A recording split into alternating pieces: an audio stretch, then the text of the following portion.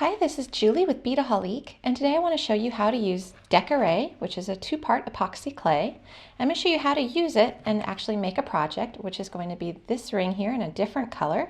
It's using a Swarovski cosmic ring and some Swarovski crystal chatons. So for this project, you're going to need the clay itself. You're going to need some type of tool to pick up your chatons, and I've got a magic pick right here. It's got a great little rubber tip that allows me to pick up the chatons very easily. And you're also going to need a pair of rubber gloves. So to start, open up your DeCoRe. And when you open it up, it comes in this little sealed container. You just grab it by the corner, open it up. It's nice because there's full instructions in here. It's going to tell you that you have a part A and a part B, and what you need to do is mix equal parts together. And we're just going to peel back the corner.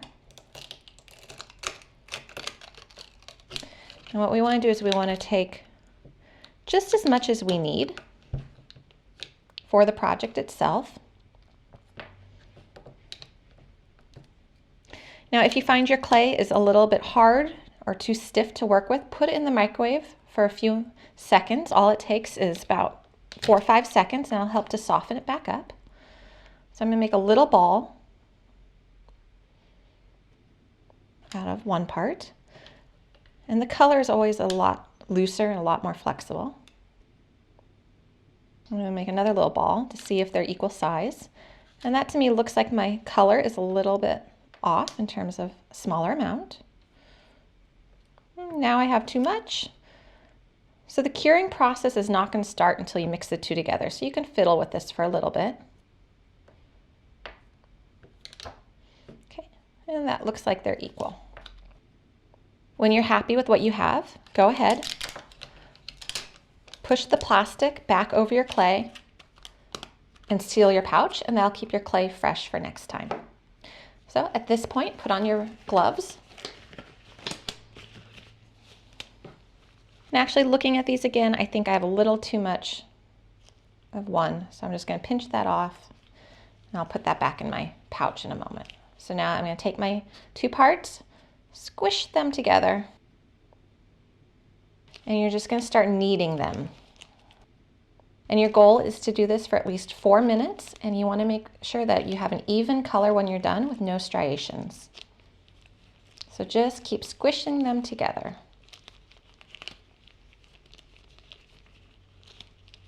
I've kneaded my clay for about 4 or 5 minutes, and you can see I have a nice even color at this point. There's no stripes in there, there's no blotchiness. So for this particular project, what I want you to do is I want you to take a little bit of the clay, just pinch off a little bit. So just squish it flat. Once you've made a flat little round shape, go ahead and put it into your ring base. Now what's great about two-part epoxy clay is you don't need any glues or adhesives. It actually works as the adhesive itself. It's going to stick to any surface. And it's just going to air dry, so we don't have to worry about baking this or putting this in the oven. So what we're doing for this project is we're going to put our cosmic ring right on top of our epoxy clay round and squish. I'm just going to press it down. There we go. It's nice and even. Just going to press pretty firmly. And then my fingers were touching the clay, and I don't want that clay residue on my ring, so I'm just going to go ahead and wipe it off a little bit. There we go. Now what I want to do is I want to remold this into a ball.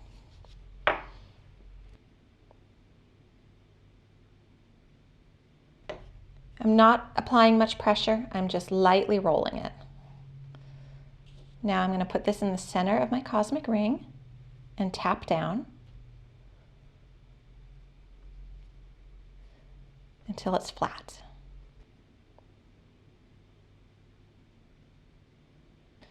There we go. Now for this ring here, I use really tiny little chatons. For this particular project, I want to do a little bit of a larger size one. So I'm going to take my magic pick, remove the protective tip, and actually I want to make sure that this is good and sticky to pick up those chatons. So I'm just going to roll it against the tape, which is on the little pad here. And this comes with your magic pick. So when you're ready to apply your chatons, what you want to do is you want to pick one up and place it where you want it into the clay. Just roll your pick off, but make sure that the edge of the chaton is just slightly under the edge of the clay. And that's going to make it so that your chaton will not fall out once the clay cures. To place the next one, I like mine as closely placed together as possible. I'm just going to place another one. They're not overlapping, but they are just barely touching. And I'm going to keep going along the edge, placing one after another.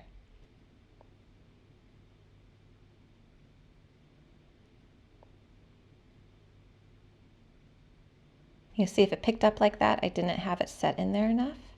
So I need to go ahead, push it down a little further, make sure it gets just under the edge of the clay.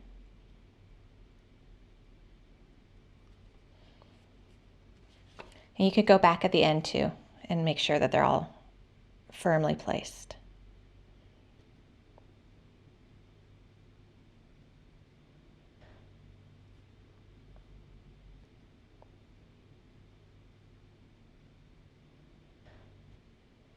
Now here I'm noticing I'm coming up towards the edge and I'm not going to have enough room to place two of them, so I'm just going to go ahead and place one in the middle.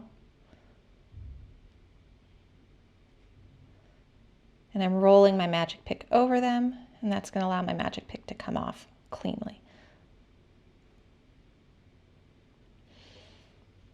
And actually, I think I still have enough time. I'm going to take the edge of my magic pick, remove that one, slightly smooth it out a little bit, and I want to move it a little bit over to fill in that gap. You have about a half an hour of work time here, so take your time. Place your stones carefully.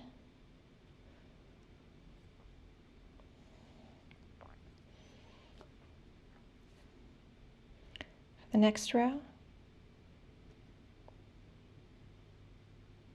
So start looking, see what you're going to be able to cover space-wise, and place your stones appropriately. Looks like I can only get 3 in this middle section. You don't want them to overlap, otherwise they're not going to adhere to the clay.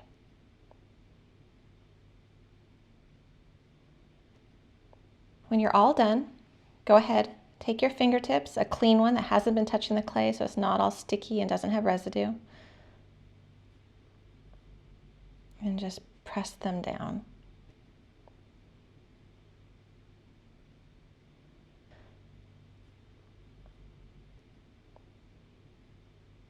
And there you go. And now all you have to do is let this cure in an upright position for 24 hours, and then it'll be ready to wear.